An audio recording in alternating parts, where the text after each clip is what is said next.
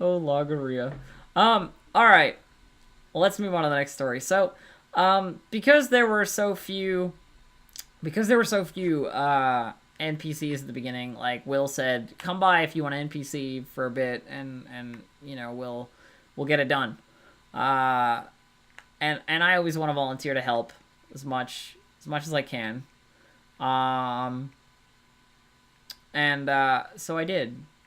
I went I went there to the plot camp after the spider thing. Um, I went to plot camp and said like, okay, I'll NPC for a bit if you need me. And Will goes, yeah, of course. Okay. Oh, that's good. So we're gonna play these two criminals and this one dead guy. And we're gonna take you in there so that Mike, like my roommate Mike, hippie kicker, can see how the interrogation skill works. Because Mike was playing a sovereign inquisitor by the name of Dorian Hoff. And he had the interrogate skill, which basically is like you role play interrogating someone for 5 minutes using either fear or pain. And then at the end of that 5 minutes, you can ask a question that out of game, the person being questioned has to answer truthfully if they can't resist fear or pain. Now, Mike also had the skill torturer from the healing kit, that allowed him to, instead of using pain, use agony to torture people, to interrogate people. Yeah, which is super cool. And I know that he'd want to use it, and I'm like, oh, well, I can scream. It'll be great, you know? And so Will hands me this dagger and goes like, okay, so you did it. You killed this guy. You stabbed this dagger directly through his eyeball. And then Will put some blood on his eye, and whatever. And your friend here is your accomplice. And he we get some blood on our hands, me and my accomplice. Yeah. So there you go. Yeah, agony is like the step up from pain on the chart, by the way. Agony and pain are different. Pain is like the lesser effect of agony. Like, agony will debilitate you more than pain. So we got blood on our hands. I got a knife on my belt. And Will said, like, that's concealed. You can swing it for 3. And you have never see it coming. So if you hit them in the back, it goes straight to their body. You know? I went, okay, cool. Perfect. And are you going to tie us up to, like, lead us in? Because you found us, right? We're criminals, or you suspect us of being criminals, right? And he goes like, I don't have any rope. So tell you what, you're both crippled to start. Like the cripple skill, like, on your legs. So if somebody heals you, that'll go away. But otherwise, you have to limp. I broke your kneecap to lead you here. You know? Went, all right, cool. Fantastic. My name will be Lily. And what's your name? And he goes like, Brendan. I'm like, okay, cool. Those are our 2 people and our corpse. Let's go. So we head out and enter game, and Struzik is pushing us in front of him, going like, come on, you know what you did. Get in here. Like, head to this camp. I don't have time to deal with you. I'll leave you with these people. And we're being led in front of Struzik, going like, we didn't do anything wrong. How dare you? Like, why you do this? While Struzik's holding the corpse. And people start gathering around and going like, well, what's going on? And Struzik goes, well, these 2 were found over the body of this man, and like puts the corpse down on the ground.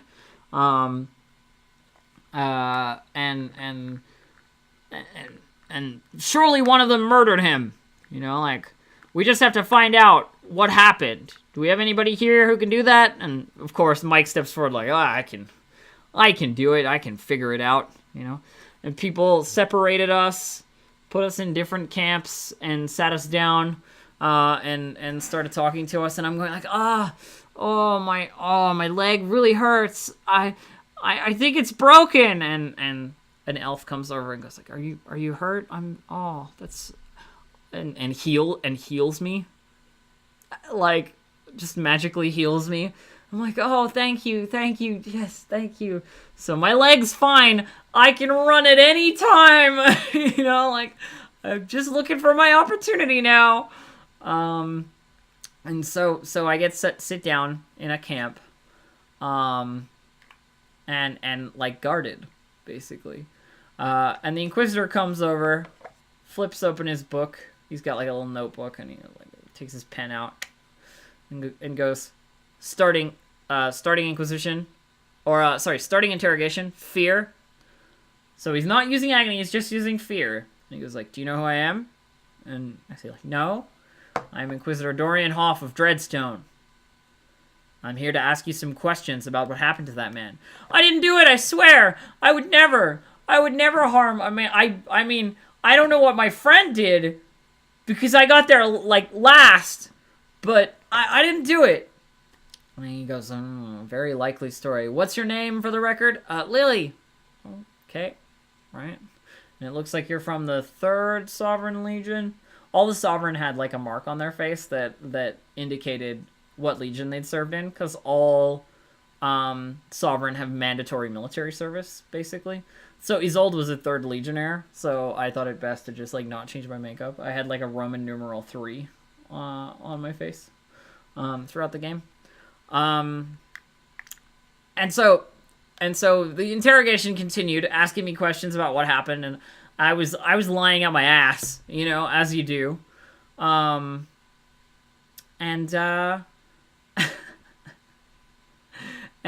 so it all went that way. And then at the end, he gets to ask a question that I have to answer truthfully. And instead of asking, did you kill this man, he asked, did either you or him kill this man? And I said, yes. You know, like, one of us did it. It was me, out of game. Side note, it was me. Definitely 100%. But he didn't ask me that. He asked me if one of us did it, and I said yes.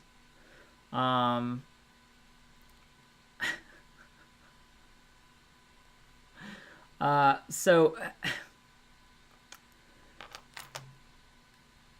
I mean, if you're not gonna ask me the direct question, then I'm fine. Like, you have the same information as before. You just know one of us did it instead of neither of us did it. Cool.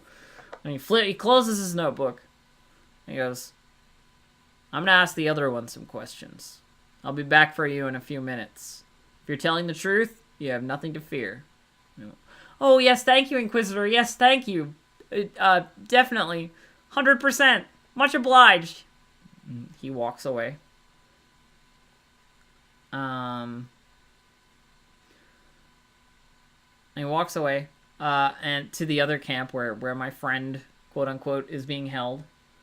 And I start talking with my guard, who's a dark elf.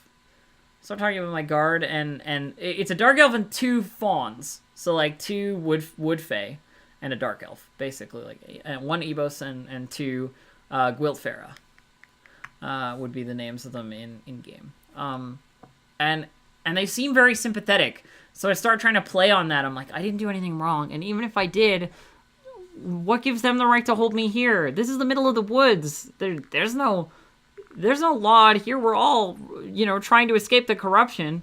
I'm not gonna just leave a body on the ground and not check and see if it has a couple of silver in its pocket, or a sword I could take, or, you know, something to defend myself or whatever. I just happened upon it. I didn't do anything. The blood is on my hands because I tried to see if I could help him.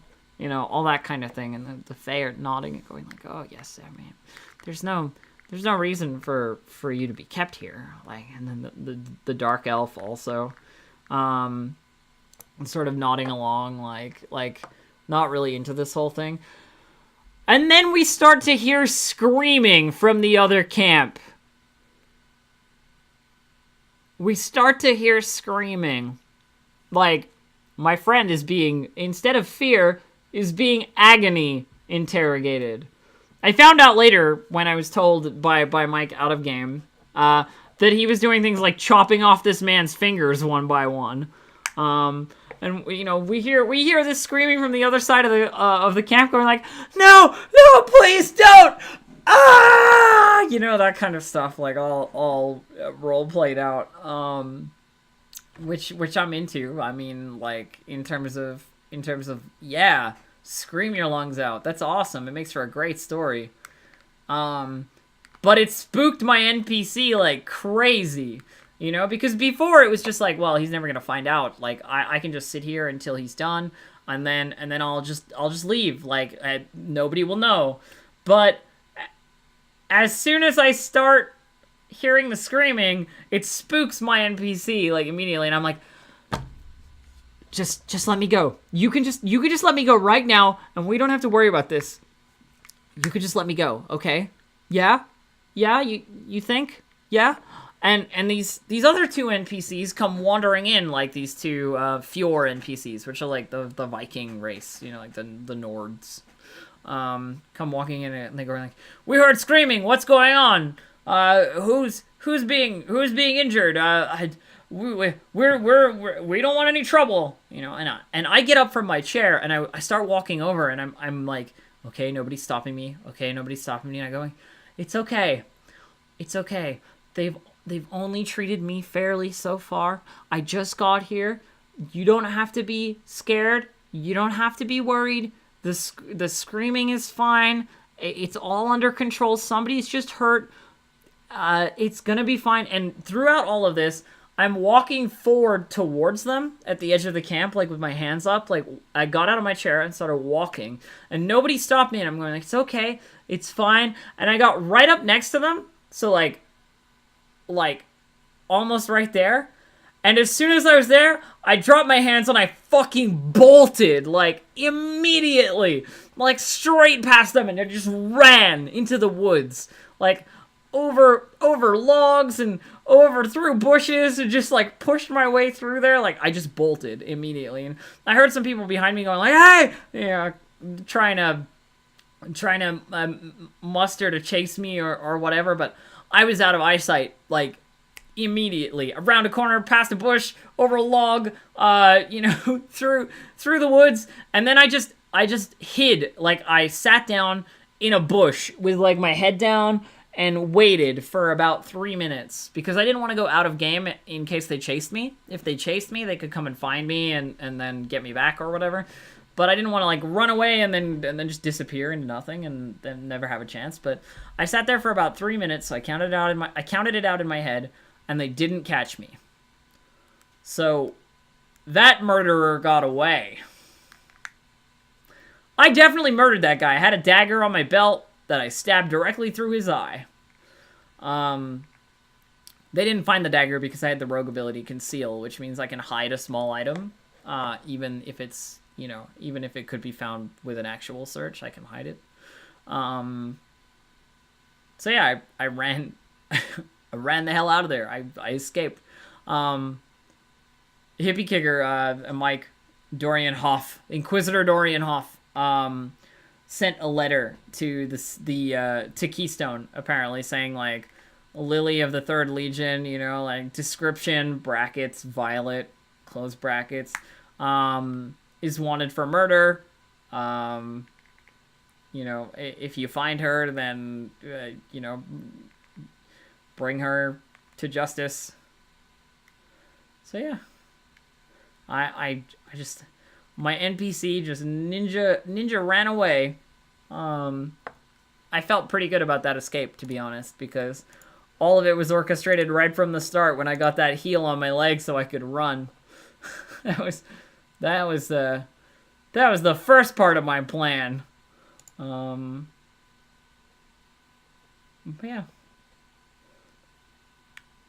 Unfortunately, the ultimate murderer time eventually caught up with her. Yeah, I mean, to be fair, she, you know, she's only a human. She'll be dead before many of the other long-lived races. But it was a fun little NPC thing. And then so I headed back to NPC camp to get my stuff, and wait for Will to show up, so that I could like officially clock out so to speak, of my NPC stuff. And I'm sitting there in NPC camp, just like waiting. There's nobody else there because like everybody's out doing stuff, and I'm just waiting. And Will shows up and says like, okay, so you can go back into game. And I went, well, when I left game, I said I was going to look for the female spiders because we killed the male, but like you said the females were around, so I wanted to go and look for them, which is why Isolde left the game area, so to speak. And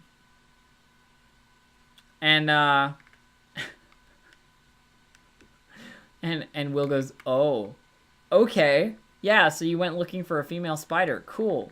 You found one. Yeah. I'm gonna chase you back into game. By the way, when I left to look for these female spiders, I said to Jacob's character, I went, I'm gonna go looking for the rest of those spiders to see if we can clear this area of any dangerous things. And he goes, really? You're gonna go and look for them? I said, my dear Jazera, I am the fastest on the road. Nothing will catch me. I am always well ahead of trouble. He says, just be safe, Isolde. And I went, when am I not safe? And he says, almost always. That was the line I exited on as Isolde. But coming back into game, we wrapped a bunch of saran wrap, like, around my arms so that it, like, trailed when I ran, and, like, around my belt pouch and like, my torso and so forth. We just put a bunch of saran wrap around my limbs. And then I ran back into game with a spider chasing me. So Will got spidered back up and came running back in after me. And now we'd heard the females are stronger than the males. So this spider was pretty tough to kill.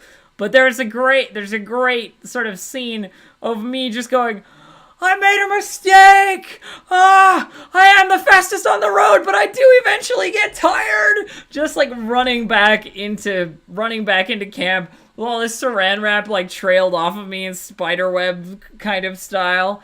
And this spider like barreling down the road behind me. Like, please, a little assistance would be great! And I like run past a bunch of people and then turn and draw my sword and get ready to fight and stuff. It's cool. It's just this great, like, little piece of, you know, roleplay. But then we killed the spider. We got it. No problem. No problem. I mean, yeah. Sorta, anyway.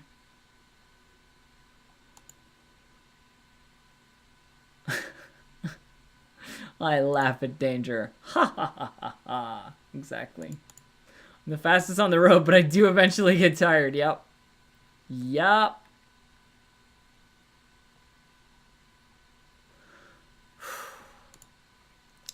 Any deaths or resurrections in game? I don't think anybody died.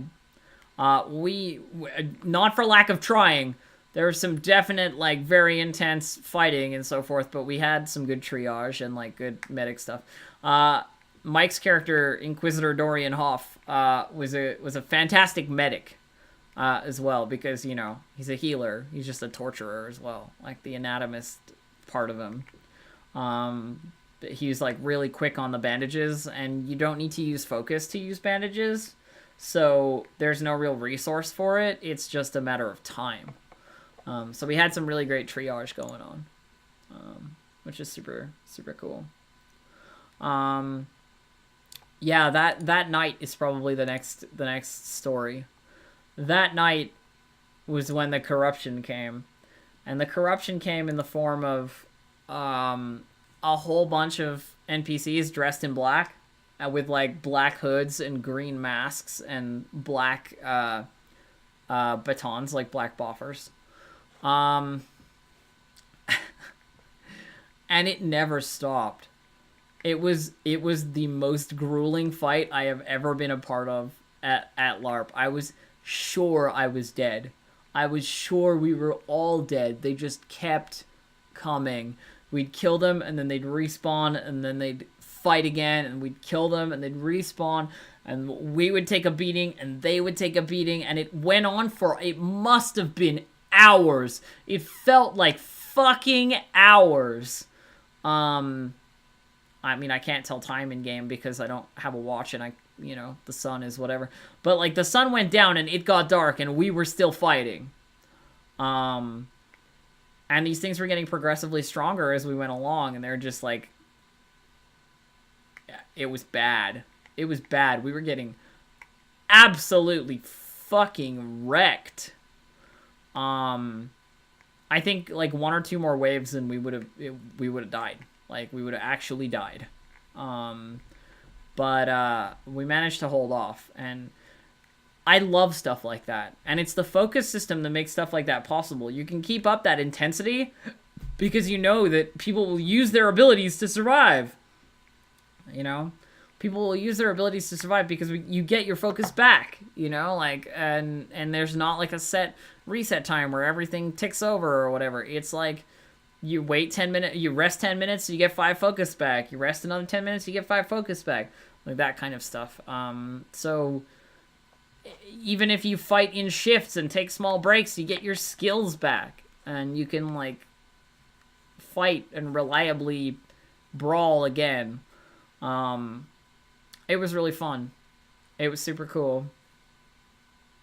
There aren't really other words for it. I have skipped some stuff by telling you that, however, though. Like, for instance, during Saturday, after we killed the spider, there's an NPC that came in called Maya, and she's wearing a nice red dress and a black cloak. She's a sovereign of some description. She looked like a very, very like a noble sovereign, like kind of rich almost. And of course, I was the first one to run into her, and I said, like, "Oh my dear lady, how can we help you?" She says, like, "Well, I'm with you just the same. I'm stuck here, heading towards Keystone. There's nowhere else for me to go." I said, "Well, it would be a shame. It would be a shame if you had to, spend all that time by yourself. I wouldn't want you to be sitting all alone for all that time. That would be a crying shame. And I am an indulgent person. I like to engage in various activities over the course of my adventures. Spiri guides my steps to new experiences, and you, my lovely lady, are a new experience indeed." And she raises an eyebrow at me and goes, "So, shall we find somewhere quieter?" I didn't expect it to work, and I went, "Certainly, yes. Come with me. I know the perfect place. We'll find a little shade and enjoy each other's company. Talk. Other things." All right. And I take her by the hand, and we ninja on off down a path and what have you, and sit under a tree far away from everybody else. And it just turns to talking at that point, because it's the whole thing where it goes like, okay, we're out of game now, because in game the two of us are like doing it, but out of game we're not gonna do that. Out of game we'll just talk a little bit. We'll spend some time, the time it would take for us to kind of have some fun in character, and then go back into game. And if anybody walks by, we'll describe what they see and what have you. But having fun here. I thought for sure I was gonna die, because these kind of situations where NPCs take you off alone usually end in like, well, that was fun, dagger, or whatever. Like, that kind of stuff happens a lot. But it didn't this time. I was totally fine. We had a great time, in character, and then when it was time to head back into game, I did one of these, and you know, we went back into game.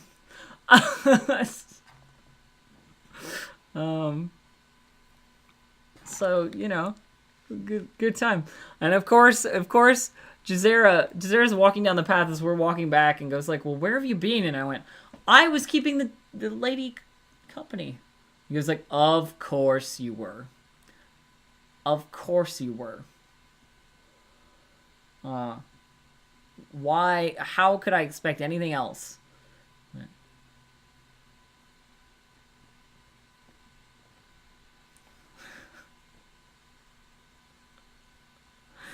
You know, it's just, I got this reputation during game as like this, this like horribly lusty person, and I guess like it's kind of true for Isolde, yeah, definitely. But that wasn't the only sort of very odd encounter that we had. There were goddesses. Like, actual goddesses that came to talk to us about, like, defeating the god of corruption. And that we needed to do certain things and, like, be certain things. And one elf asked if I would give everything to destroy corruption. And I said yes. And I didn't know at the time that it was the god of elves and destiny and stuff called Zerwin.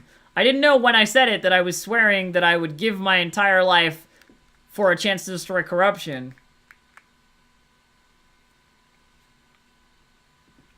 You know, but that's okay. I totally would. Because Isolde is a hero. You know? So the goddess of destiny asked me if I would give everything, and I became one of her three candidates. Then the goddess of death came around and asked people to give their past, their present, or their future. And some people did in the name of defeating corruption. And then the goddess of creation came around and asked us to find certain things and bring them back. She asked me specifically for the jawbone of a bear. So I went out to find one. And I found an NPC playing a bear a little ways away in the woods. I killed it with one hit. I realize now that I calculated that hit wrong, but at the time it was really cool. I burned my whole focus pool and just went, strike 100. For 100 damage. Just, it's a bear. Let me katana it. Shing! 100 damage. I calculated the damage wrong, but it's fine. It's fine. It's a beta game. I figured it out. The problem solved. But I got the bear's jawbone that I needed to give the goddess of creation. And we gave her a bunch of silver that she needed because it's the metal of purity. And she also needed some stuff from the other goddesses, but we'll get to that.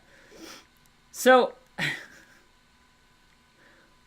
the three goddesses got us together for a ceremony. After we fought that huge wave of corruption, the one that like almost destroyed us, the three goddesses were like, now it's time. We need to do the ceremony. Come with us to the place where we can go to create the vessel that will destroy the god of corruption. You know, we're like, okay, sure. Sounds like a plan. I definitely want to do that. And they brought us to this special place, and it's this big rock that we like some of us stood on, and Zerwin gestures to the three of us who are her chosen, who would give everything to destroy corruption, and says like, you three stand here, and then the goddess of death was like, you three, the past, the present, and the future, you stand here, and the goddess of creation stood on top of the rock, and said, like, we are here to create the vessel that will wield the power to destroy the god of corruption. And we can drive back the forces of this evil darkness. These three, and she gestures to me, Jazera, and Vigilance, the Havela. Those are the three of us who are standing on the rock, as the three who could be the vessel. You know, these three, one of them will become the vessel of purity that will destroy the god of corruption, but in doing so, they will give their own life. Only one of them can do it. You know, the fate will decide. Sort of thing. And I'm standing there going like, oh fuck. Okay, I'm definitely a vessel of purity. 100%. Totally vessel of purity. Purity and life. It's me. You know. Shortly after, you know, just randomly hooking up with people and so forth. But anyway, standing on the rock, and there's three below us who are the chosen of the god of death. The past, the present, and the future. And she says, like, each one of you will give the thing that you have promised to destroy the god of corruption. And they go like, all right. And so she goes to one. Goes, you said you would give your past. And so I take it from you. You will remember nothing past the last winter solstice. She holds this bottle, and she raises her hand, and she like pulls across the player's like face, and pushes it into the bottle. And you know, the player reels and goes like, "Oh, I don't, what?" And very confused. But the ceremony moves on.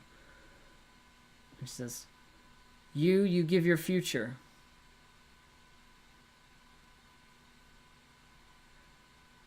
You will continue to live. She will never realize your hopes and dreams. And she gestures over her face like, you know, pushes it into the bottle. And, you know, he's looking a little shocked, but nothing's really happened to him yet.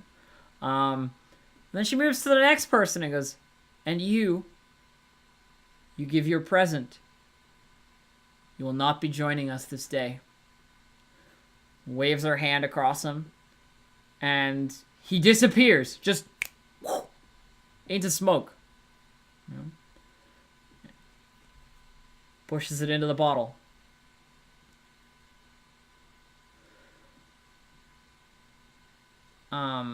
And then she hands the bottle to Zerwin, the goddess of destiny, for our, or no, she doesn't. She keeps it, and then she goes, and I,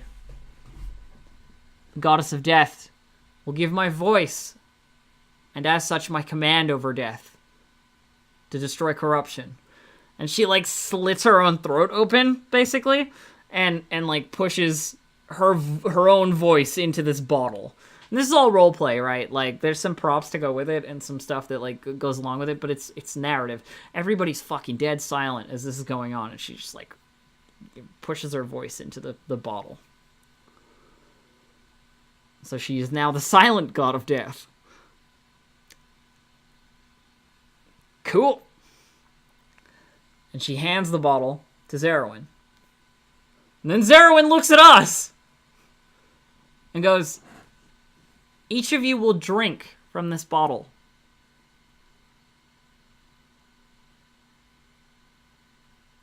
It will help us choose which is good to be the vessel of purity. I'm like, okay. I'm going to drink the voice of death. Sweet. I'm like, I can't back out now. And so she hands it to Vigilance. Vigilance takes the bottle and drinks. And waits. Waits. And there's this like very pregnant pause. And then Zerwin goes, you have a great destiny ahead of you. But it is not to be the vessel. And he And he sort of exhales and hands the bottle back to Zerwin. And then Zerwin hands the bottle to me. And I go, okay.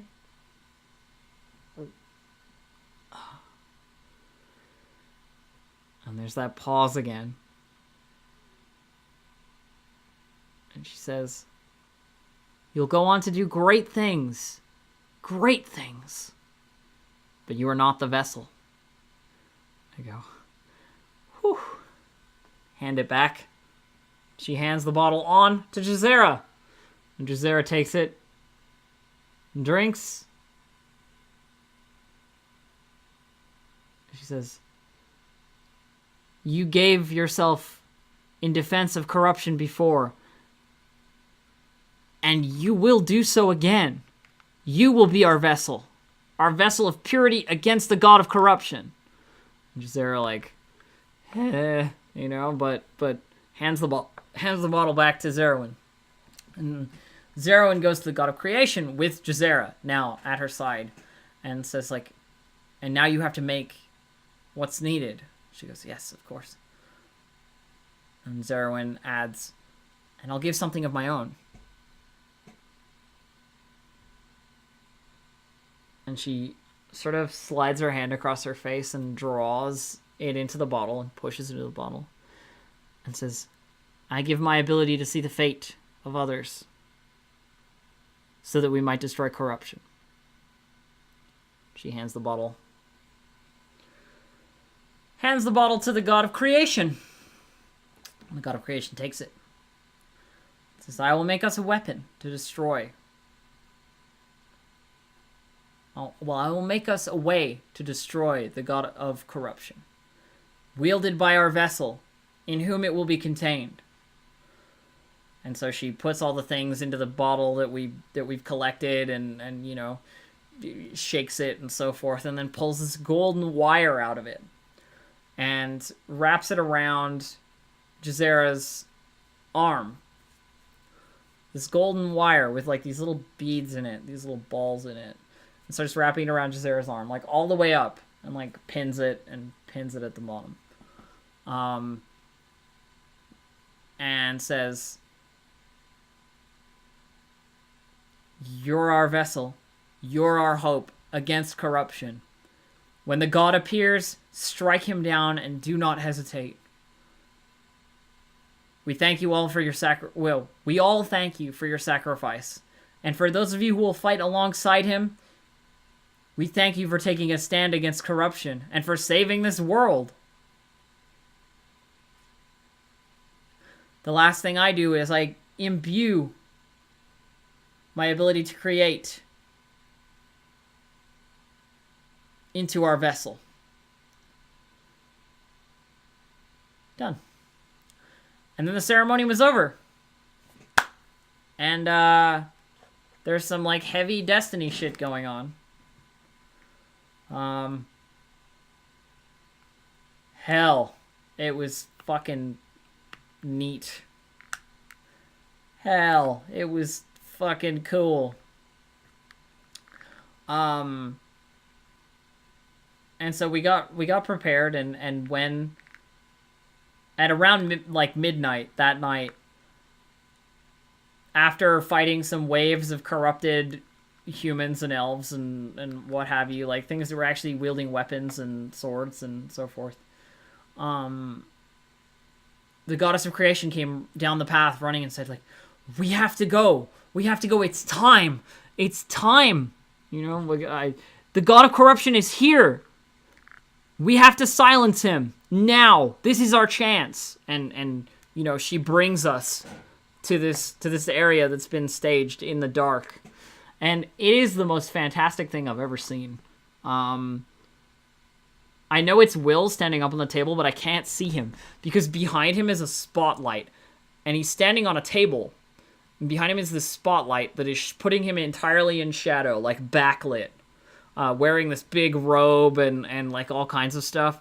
And somebody calls a stop, like an out-of-game stop, and then says, like, as you see this person, unstoppable terror strikes your heart.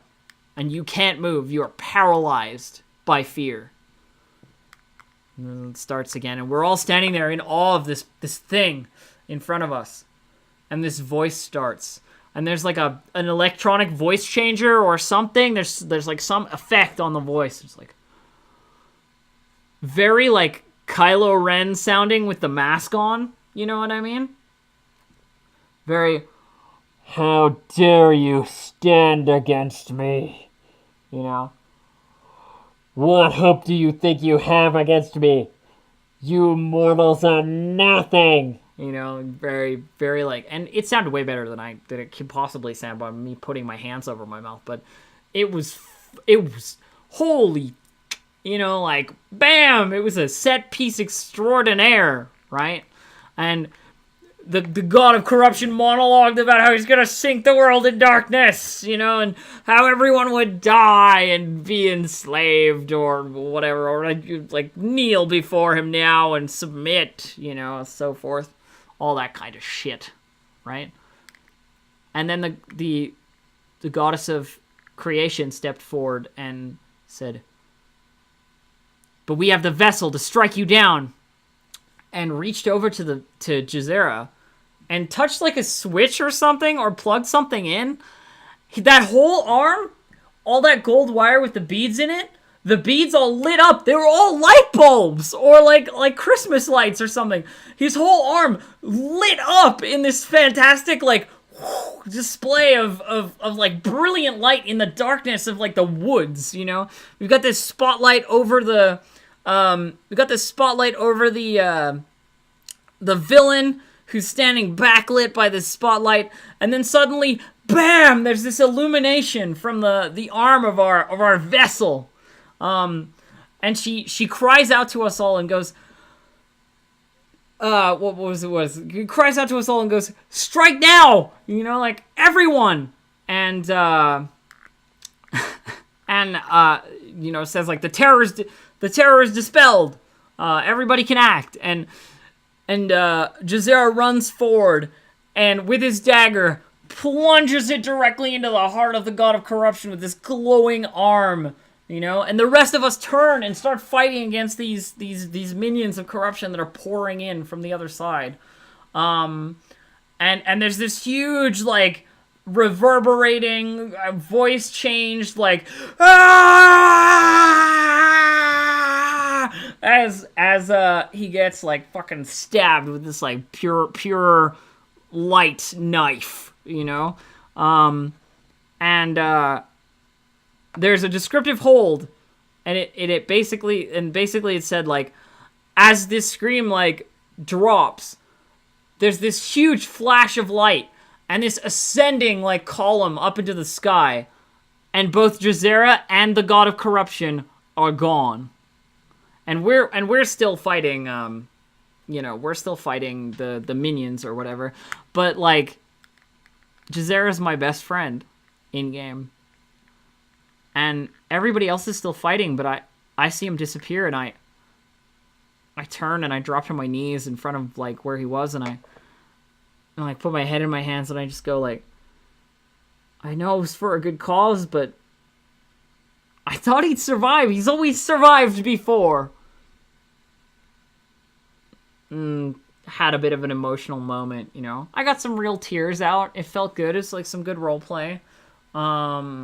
You know, sad for my friend who had to give his life in service of the whole world. And that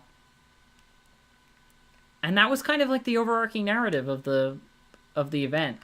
This like 500 years before the setting is this thing that happened. And we are the historical figures in this event that happened, playing the beta game to narrate that, you know? And I really like that. I really like that we got to do that. Will said that there was a lot of stuff about the game that he found out through playing, and like rules that need to change or things that need balancing or stuff that didn't go the way he thought it would go, and that's perfect. That's what we wanted out of a beta game for a LARP, you know? Yeah, I mean, say one thing for that game. Say that the set pieces and the props and the costumes, like, they were all so good. Like, better than anything I've seen in the 2 years of Underworld that I've played. And that's, you know... I mean on a base level. Like, there are some special monsters in Underworld that maybe it's a thing. You know? But like... For, like, a first game, a first setup, a beta, like, it was really well put together. And, like, I told Will at the end, like, that he should be super proud of it and stuff. And I mean, I know he is. Yeah. I'm really looking forward to playing more of it. I'm really looking forward to getting to involve myself more in that system and stuff. And, like, play more in that rule set. I really like the focus system and the way that the skills work. And just, like, sort of how good it feels to, like, use things in that game. Whereas in Underworld, when you use something, it feels like you're losing it, you know? Because you won't be able to use it again until the next day or until whatever. You won't be able to use it again for a set period of time. So it feels like, oh, should I use this now or should I save it? Whereas in Chronicles, if I have a skill, I'm gonna fucking use it, you know, to save my life. If I'm really good at fighting with a sword, why wouldn't I be good at fighting with the sword 10 minutes after I've used my good at fighting with the sword move the first time? You know? That doesn't change. Right? But yeah, so it was really cool. I'm wondering if there's anything else I can show you from it, and I think maybe I could show you a tag from it, like a weapon tag. Hang on. I'm gonna get it.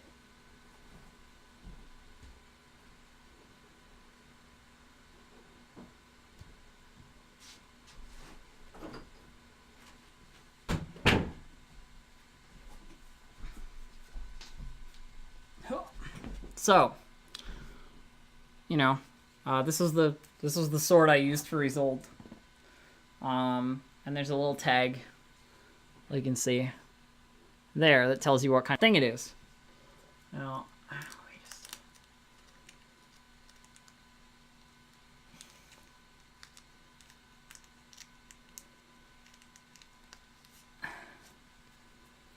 let me just get this out for you.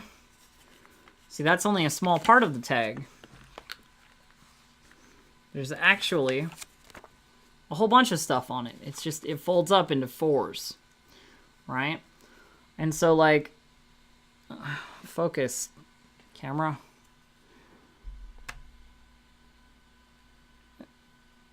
And so, like, you can see, it's a normal weapon. It doesn't have an aura. It's a slash, cleave, and sunder are the abilities that it can use. It's two-handed, does a base damage of 4. And then it opens up, and, like, say it got broken, right? There's another thing for if it's broken. And there's another thing for if it's reinforced. So, like, if it's broken, because it's a normal sword, it basically does the same thing, broken. But it's broken. So, you know, you have to fix it before you can use it. And there's also a reinforced side, which means if it's reinforced, you can give it a break. You know, like one breaking attack won't break it; it'll take it to normal. There's also, like, the signature and the beta test thing, but it's cool. It's like a little tag system that you flip around and switch around and so forth. It's pretty great. I like the idea of sort of the tag being changeable while you're using it, and something breaking, meaning that it can be reformed. And so on. Yeah.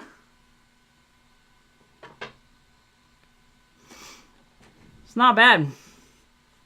It's not bad. I'm definitely into the Chronicles rule system, and the lore is cool, and the world is cool, and I like the way it's written. I don't think that I'll play a sovereign in the beta game, but or a martial character, but that's just like me personally.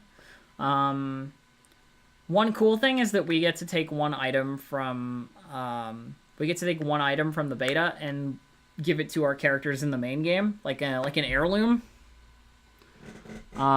which is cool, you know.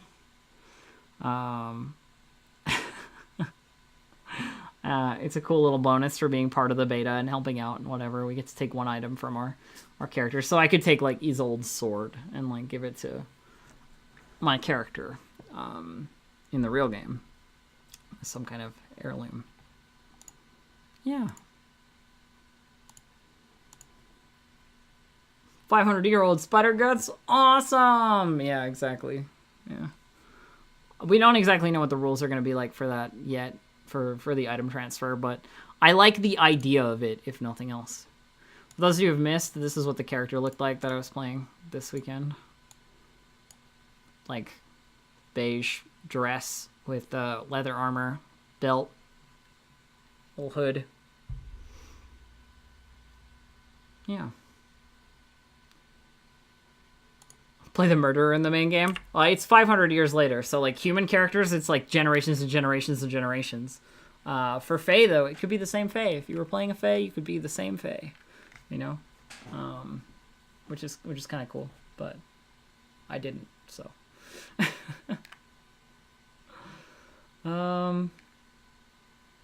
I think that's it, story-wise, for this weekend. It was very, very fun, and I'm looking forward to doing more of it.